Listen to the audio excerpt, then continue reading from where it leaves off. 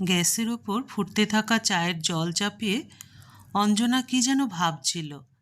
চায়ের জল টকবক করে যে জল শুকিয়ে যাচ্ছে সেদিকে কোনো হুঁশ নেই। সব কিছু ভালোই চলছে, তবুও কেন যেন এক অদ্ভুত অস্থিরতা ক্রমাগত ওর মনকে কুরে কুরে খাচ্ছিল। আরে ভাই, চা হয়েছে? নাকি চা বাগানে গিয়ে পাতা তুলতে গেছো চা করার জন্য? বাইরে থেকে প্রকাশের সেই চেনা হাস্যরস মেশানো কথাটা শুনে অঞ্জনা নিজের তন্দ্রা থেকে বেরিয়ে এলো। অন্য কোনো দিন হলে সেও পাল্টা মজার উত্তর দিত, না এখনো গাছ লাগাচ্ছি, গাছ বড় হয়ে গেলে পাতা তুলে তারপর চা বানাবো। কিন্তু আজ অঞ্জনা চুপচাপ কাপগুলোতে চা ঢাললো। কখন থেকে যে চোখের কোণে হালকা জল জমেছিল তাও নিজেও বুঝতে পারেনি। আঁচল দিয়ে চোখের জল মুছে নিয়ে চায়ের কাপ আর বিস্কুট ট্রেতে সাজিয়ে অঞ্জনা বৈঠকখানার ঘরে এসে দাঁড়ালো। এই দেখো, কার্ডওয়ালা কার্ডের কয়েকটা ডিজাইন হোয়াটসঅ্যাপে পাঠিয়েছে, এর মধ্যে যদি পছন্দ হয়ে যায় তো ঠিক আছে, না হলে আমার মনে হয় ওর দোকানে গিয়েই পছন্দ করাটা ভালো হবে। তোমার কি মত? প্রকাশ মোবাইলে কার্ডের ডিজাইনগুলো দেখে অঞ্জনাকে জিজ্ঞাসা করলো, কার্ড ছাপানোর এত তাড়াহুড়োই বা কিসের? এখনও তো বিয়ের 2 মাস বাকি। অঞ্জনা বলে, আরে এখন তো শুধু পছন্দ করতেই 4-5 দিন কেটে যাবে, তারপর ছাপা হবে, সেইগুলো পাঠানো হবে আত্মীয় স্বজন, আর পাড়ায় তো বাড়ি বাড়ি কার্ড বিলি করতে 1 মাস কীভাবে কেটে যাবে টেরই পাওয়া যাবে না। বিয়েতে হাজার রকমের কাজ থাকে, সময় মতো সব কিছু হয়ে গেলেই ভালো। প্রকাশ বলল, ঠিকই বলেছ, এই দুটো কার্ড দেখতে ভালো লাগছে, তবে আমার মনে হয় দোকানে গিয়ে নিজের চোখে দেখে এলে আরও ভালো হবে। অঞ্জনা সম্মতি জানায়, তাহলে একটা কাজ করো, তাড়াতাড়ি তৈরি হয়ে নাও, কার্ডের কাজটা আজকেই সেরে ফেলি। 15 দিন পর মামুনি চলে আসবে, এখন তো ওর সঙ্গে সময় কাটাতেই মন চাইবে। ও আসার আগে বাইরের কাজগুলো মিটিয়ে ফেলি, যাতে বিয়ের আগে অন্তত কয়েকটা দিন মেয়ের সঙ্গে নিশ্চিন্তে থাকতে পারি। মেয়ের কথা মনে পড়তেই প্রকাশের গলা ভারী হয়ে এলো। মেয়ের জন্য তার মন আবেগে ভরে উঠল। ঠিক আছে, আমি এক্ষুনি তৈরি হয়ে আসছি, তুমিও প্যান্ট শার্টটা বদলে নাও। অঞ্জনা প্রকাশের হাতে আলতো করে হাত বুলিয়ে বলল। কার্ড পছন্দ করতে 1.5 ঘন্টারও বেশি সময় লেগে গেল। ছেলে বৌমা ঈশা, অনুরাগ আর আরুষিকে ভিডিও কল করে কার্ডের ডিজাইন পছন্দ করানো মোটেই সহজ ছিল না। কখনো নেটওয়ার্ক খারাপ হয়ে যাচ্ছিল, আবার কোনো কার্ড ঈশার পছন্দ হলে অনুরাগ সেটা বাতিল করে দিচ্ছিল, অনুরাগের পছন্দ হলে ঈশার আরুষি না করে দিচ্ছিল। অনেক কষ্টে শেষ পর্যন্ত একটা কার্ড নিয়ে কোনো মতে সবার সম্মতি পাওয়া গেল। প্রকাশ প্রিন্টারকে 1-2 দিনের মধ্যেই কার্ডের অর্ডার দিয়ে দেওয়ার কথা বলে কিছু অগ্রিম টাকা দিল।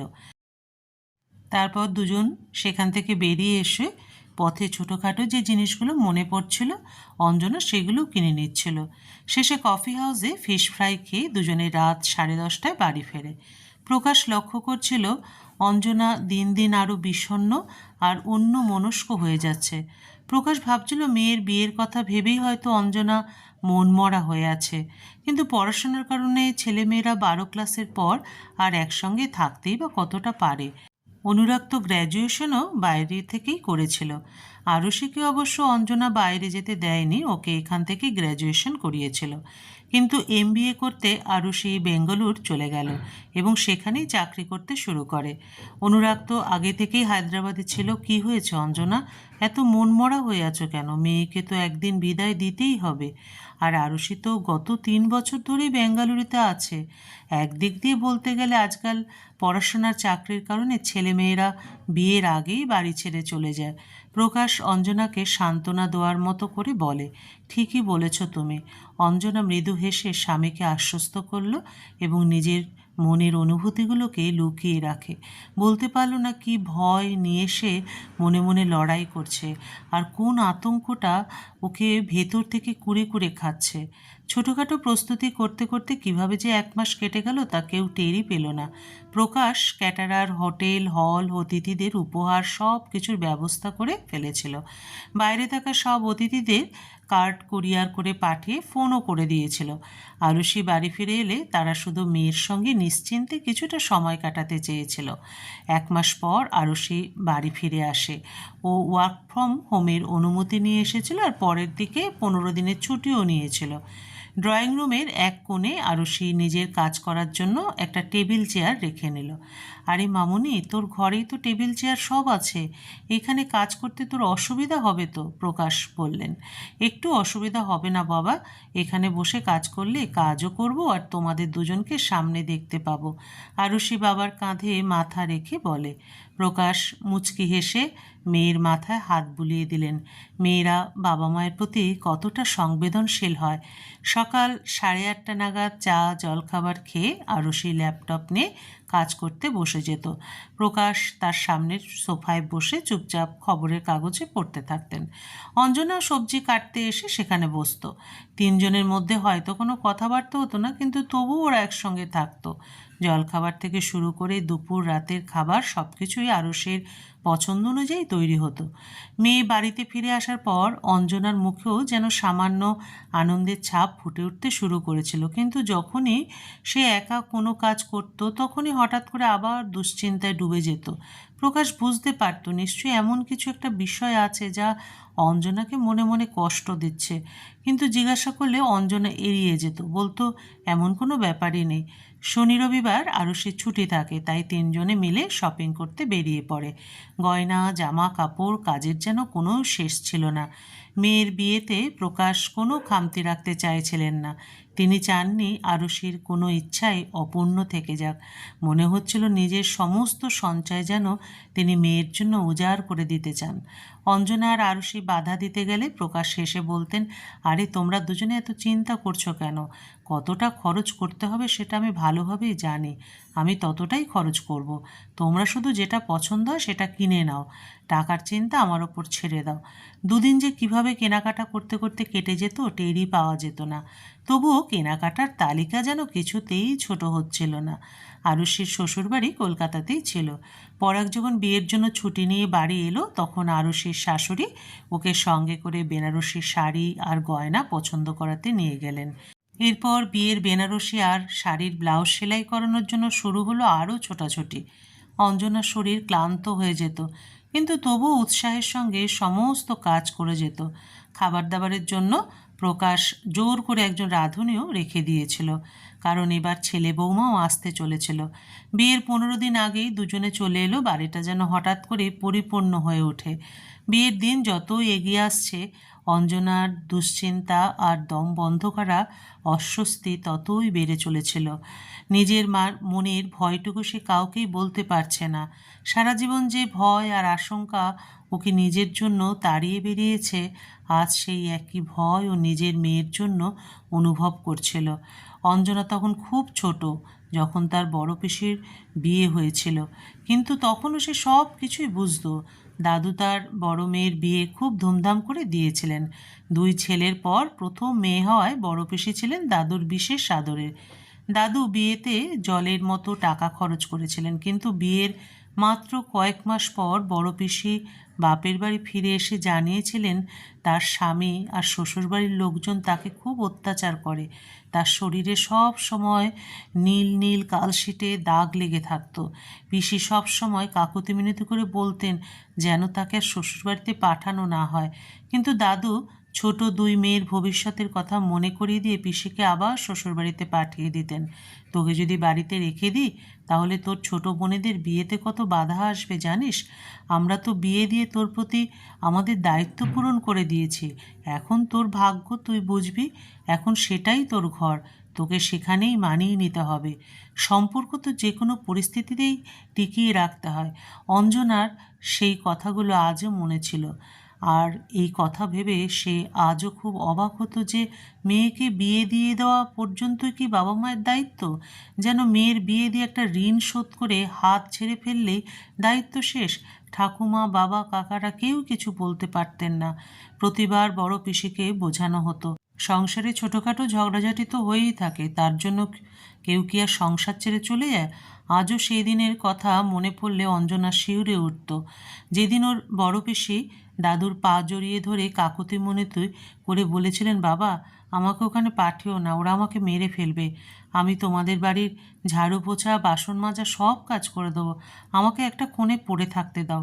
কিন্তু দাদু তাকে আবার শ্বশুরবাড়িতে পাঠিয়ে দিয়েছিলেন, আর তার মাত্র 4 দিন পরেই পিসি আগুনে পুড়ে মারা গিয়েছিলেন, নাকি তাকে পুড়িয়ে মেরে ফেলা হয়েছিল তা কেউ কোনোদিন জানতে পারেনি।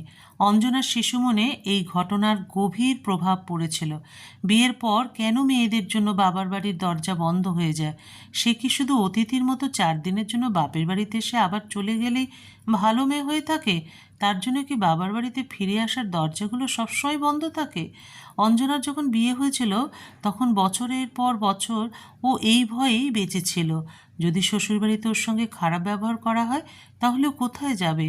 কত বছর ও শ্বশুরবাড়িতে মন খুলে স্বচ্ছন্দে থাকতে পারেনি, অথচ প্রকাশ এবং তার বাড়ির লোকজনেদের ব্যবহার ওর প্রতি খুবই ভালো ছিল। কি ভালোই না হতো যদি মেয়েকে বিয়ের সময় উপহার আর আশীর্বাদের পাশাপাশি বাবা মা এই আশ্বাসটুকুও দিতেন যে জীবনে কখনো তার কোনো প্রয়োজন হলে কিংবা সে কোনো অনাকাঙ্ক্ষিত পরিস্থিতির মধ্যে পড়ে গেলে বাবার বাড়ির দরজা সবসময় তার জন্য খোলা থাকবে, সে যখন ইচ্ছে ফিরে আসতে পারবে নিজের বাড়িতে। কিন্তু তা হয় না, আর অনেক সময় মেয়েরা চুপ করে সব কিছু সহ্য করে যায়। আজ অঞ্জনা নিজের মেয়ের জন্য সেই একই ভয় নিজের মনের মধ্যে অনুভব করছিল, কিন্তু কাউকে কিছু বলতে পারছিল না। ঈশা এসে যাওয়ায় অঞ্জনার দায়িত্বের অর্ধেকটাই যেন কমে গেল। সন্ধ্যায় আরুষিকে পার্লারে নিয়ে যাওয়া, ছোটোখাটো জিনিসপত্র কেনাকাটা করানো, উপহারের ওপর অতিথিদের নামের চিরকুট লাগানো, প্যাকিং করা, সব কিছু ঈশা করে দিল। সময় যেন ডানা মেলে উড়ে গেল, আর দেখতে দেখতে আরুষির বিয়ের দিনও এসে গেল। শহরের একটা নামী হোটেলে বিয়ের আয়োজন করা হয়েছিল। আরুষি বধূর সাজে সজ্জিত। অঞ্জনা মেয়ের ঘরে গিয়ে ঢুকলো। ঈশা আর আরুষির মামা মাসির মেয়েরা বাইরে চলে গেল। যে আরুষি গতকালও মায়ের কোলে খেলা করত, আজ সে নতুন জীবনে পা রাখার জন্য লাল বধূর সাজে সেজে বসে আছে। অঞ্জনা মেয়েকে জড়িয়ে ধরে নিজের পাশে বসায়। দেখ মা, তুই পড়াশোনা করেছিস, নিজের পায়ে দাঁড়িয়েছিস, পরাগও খুব ভালো ছেলে, ও তোকে সব সময় সুখে রাখবে। কিন্তু বলতে বলতে অঞ্জনা হঠাৎ থেমে গেল। কি মা, বলো না। আরুষি মায়ের কাঁধে মাথা রেখে বলল, তুই নিজে রোজগার করিস, আমি জানি তুই নিজের খেয়াল রাখতে পারিস, কিন্তু ঈশ্বর না করুন কখনো যদি কোনো খারাপ পরিস্থিতি আসে তাহলে নিজেকে কখনো একা ভাবিস না। তুই পরাগকে ভালোবেসে বিয়ে করছিস ঠিকই, কিন্তু আমরা সবাই তোর পাশে আছি, ভবিষ্যতেও থাকবো। সব উপহারের পাশাপাশি আমি তোকে আরও একটা ছোট্ট উপহার দিতে চাই, একটা আশ্বাসের উপহার। আমার মনের দরজা আর এই বাড়ির দরজা সব সময় তোর জন্য খোলা থাকবে।